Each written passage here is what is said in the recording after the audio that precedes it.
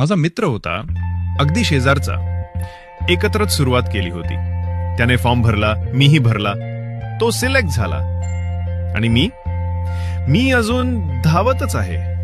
मैदानावर त्याचं नाव ऐकतो, लोक त्याची स्तुती करतात आणि मी शांत बसून फक्त विचार करतो, मी कमी पडलो का? किंवा माझा वेळच नाही आला अजून? पण मग भगवद्गीता आठवते. सुख आणि दुःख या दोघांना समभावाने घ्या, कारण त्याच्या पलीकडेच विजय आहे. म्हणून मी पुन्हा धावतो. पाय दुखत असले तरी, मित्र यादीत गेला असला तरी, माझं स्वप्न तसंच आहे. तो पोलीस झाला आणि मी अजून पट्ट्या लावून धावतोय. पण एक दिवस येईल जेव्हा आम्ही दोघं वर्दीत असू आणि मी त्याच्याशी नजर मिळवून म्हणेल, दादा आता मीही आलो.